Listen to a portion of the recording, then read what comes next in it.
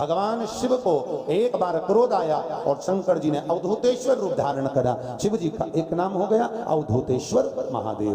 बोला अवधूतेश्वर भगवान की।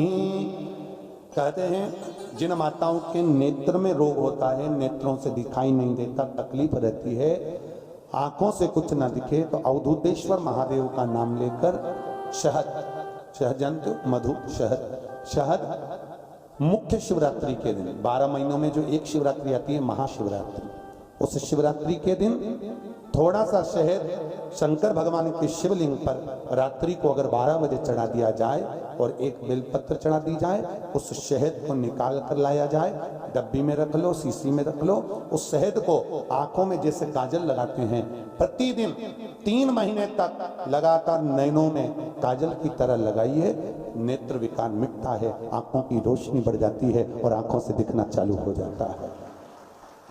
नयन विकार नैनों उसी में कहा है जैसे भगवान शंकर पर तुलसी नहीं चढ़ती है क्या? नहीं, केवल वर्ष में एक दिन होता है जब भगवान भोलेनाथ पर तुलसी चढ़ती है, केवल वर्ष में। कौन सा?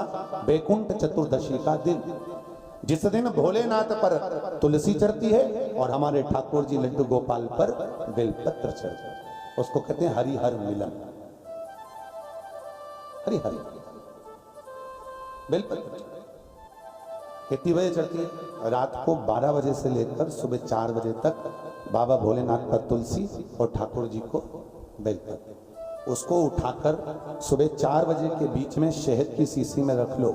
जो बच्चा पढ़ने में कमजोर हो, विद्या में कमजोर हो, बुद्धि में कमजोर हो, उसको चटाना चालू कर दो। 1 महीने तक, जब एग्जाम का टाइम आए, 1 महीने तक लगातार चटाओ, बच्चा पढ़ने में होशियार हो जाता है। जो तुमने समझाया वो जिंदगी में भूल नहीं पाता है, उसकी विद्या प्रबल हो जाती है, विद्या प्रखर होती है, प्रबल विद्या।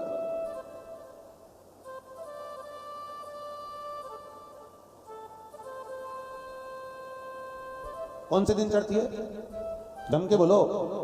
बैकुंठ चतुर्दशी, भगवान शिव पर तुलसा। तुलसा कौन? तो शास्त्र कह रहा है भगवान शंकर को क्रोध आया, शिव जी ने अवधूतेश्वर रूप धारण करा। अवधूतेश्वर रूप को भगवान ब्रह्मा जी ने नारायण के कहने पर घोड़े का रूप दे दिया और उस अश्व को, उस घोड़े को समुद्र में फेंका। समुद्र में फेंकते ही उस अश्व के रूप में से शिव का एक रूप जलंधर के रूप में जन्म ले लिया। क्या नाम पड़ा? जम के बोलो। जलंधर। जलंधर का अवतार हो गया और जलंधर शिव के स्वरूप जैसा रहता है, भगवान शंकर।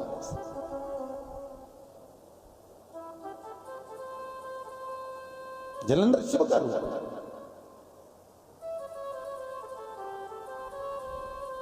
और जलंधर भगवान शंकर का स्वरूप धारण कर रहा। उसका विवाह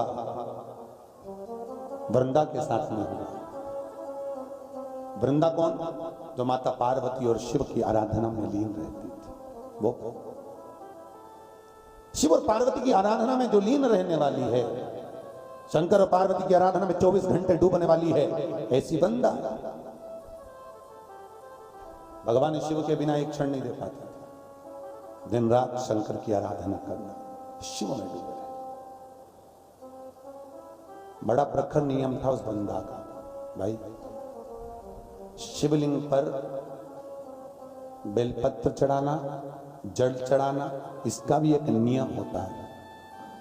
शंकर जी पे शिवलिंग पर जल कहां चढ़ाया जाता है? सबसे पहला जल अगर शंकर जी को चढ़ाने जा रहे हो तो शंकर जी के जो चरण है, जहां से पानी नीचे गिरता है, उसके सीधे वाले भाग पर, अपने हाथ का सीधा भाग, वहां जल चढ़ाओ। फिर जहां लेफ्ट भाग है वहां जल चढ़ाओ। जहां शंकर भगवान का शिवलिंग रखा हुआ है, तीसरे नंबर का जल वहां चढ़ाना चाहिए। चौथे नंबर का जल भगवान शंकर के शिवलिंग पर चढ़ाना चाहिए। 5वें नंबर का जल ऊपर अगर जलाधारी लगी हो तो उसमें चढ़ाओ। नहीं हो जलाधारी तो भगवान शंकर का जहां नंदी बैठा है, नंदी का एक पांव ऊंचा रहता है, उस पांव के पास में जल चढ़ाना चाहिए। पांव जल